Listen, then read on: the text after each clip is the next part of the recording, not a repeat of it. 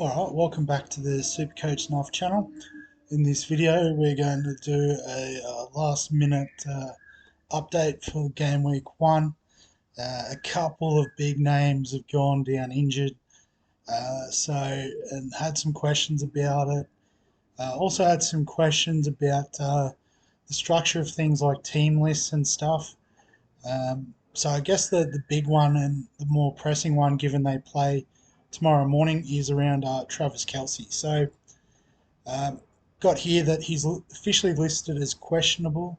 So one of the good things about NFL fantasy, for those who haven't played before, is there's a lot of information about the players and their sort of status going into games, whether they've got injury concerns or whatnot. The NFL puts massive fines on the teams if they don't report these injuries.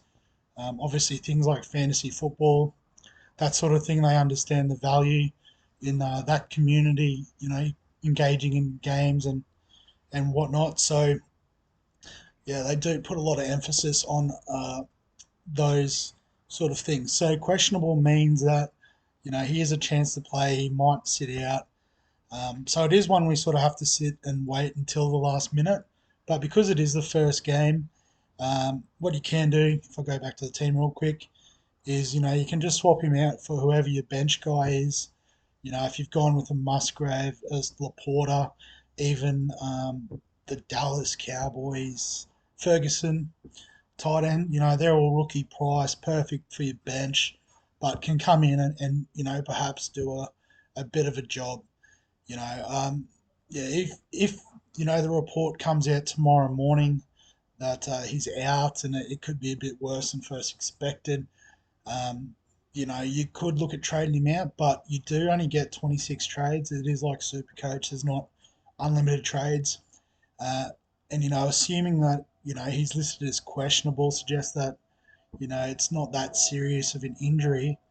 I think he's worth the hold because he is definitely far and away the number one tight end. He'll be in your finish team.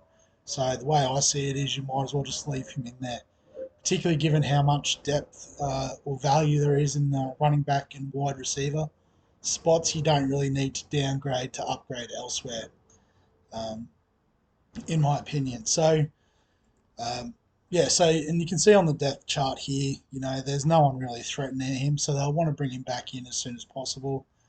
Um, in terms of who could benefit, obviously, if Noah Gray steps up in his place, that would be good. But you know, his targets will be shared around. So it could be someone like a Sky Moore who benefits.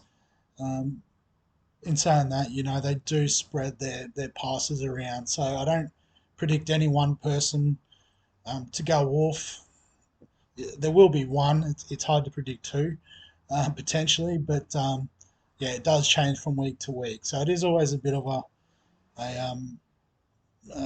tricky proposition picking a wide receiver. I've gone with Sky Moore on my team purely because of the reports out of training camp. Him and Mahomes are, sort of getting that connection.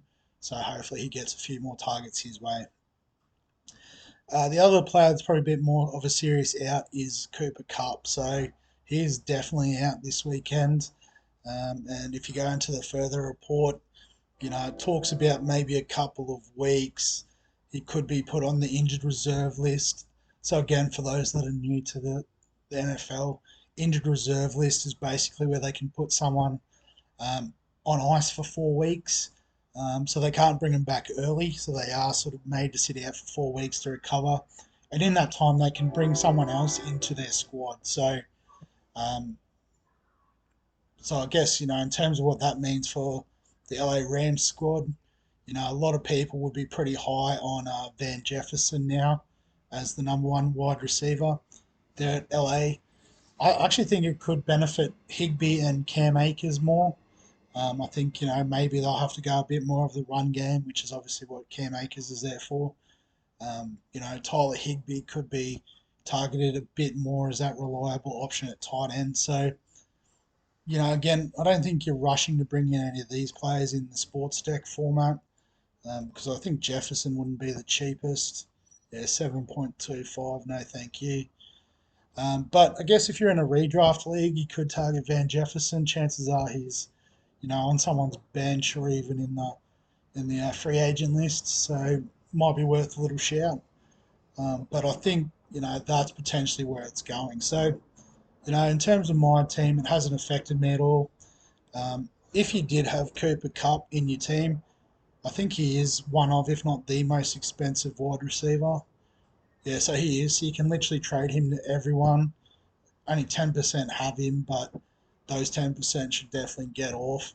You can have Jefferson, you can have Chase, you can have anyone you want. So I put Jefferson back in. And yeah, so I think, yeah, hold Travis Kelce. Obviously, if he does get up and play, you know, maybe a 80% fit Kelce would probably still match it with, any of these rookies. So, um, yeah, I think in terms of what do you do, I don't want to waste a trade having to bring him in. So I'll just hold and play my reserve tight end this week. But, if particularly, I guess you don't like the value of these guys, you can obviously upgrade, say, a running back, and then take your pick. Mark Andrews is under a bit of an injury cloud as well. Hawkinson's one that's been pretty well hyped. Um, but yeah, after that, I don't know. I think it's just the rookies. The three big rookies. Cole Pitts maybe, but I'll probably wait and see on him. But if we scroll right down, I should have done it by percentage.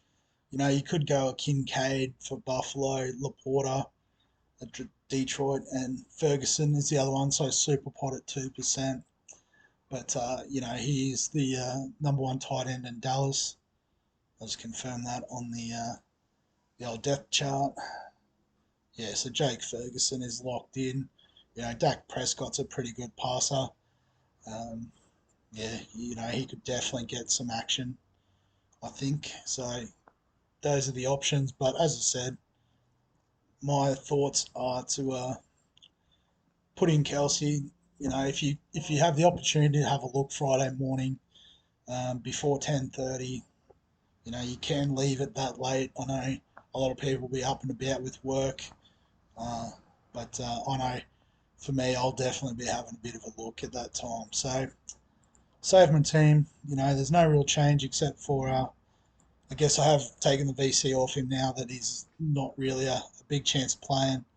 I'm just going to run with the Hertz and Allen combo. Hertz does play on the Sunday or Monday morning our time, so you do get a free look. But in saying that, I don't think I've got anyone to loop in anyway, so probably not the biggest issue first week. Um, yeah, so just thought I'd put that quick one out there to answer a couple of questions that have come up. It's been really good to get some interaction and that around it. And I'm pretty sure the league is just about full. Yeah, it is full now. Fantastic. So I didn't back myself in. I went for 8 teams, and that's all full.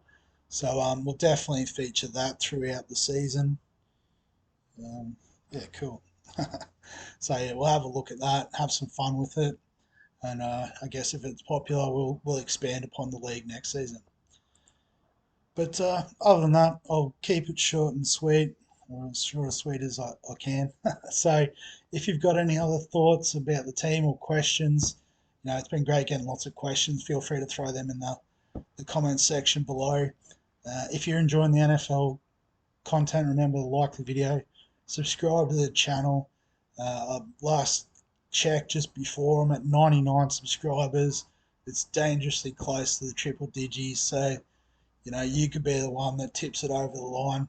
That'd be amazing. But other than that, thanks for always watching, and I'll catch you in the next one.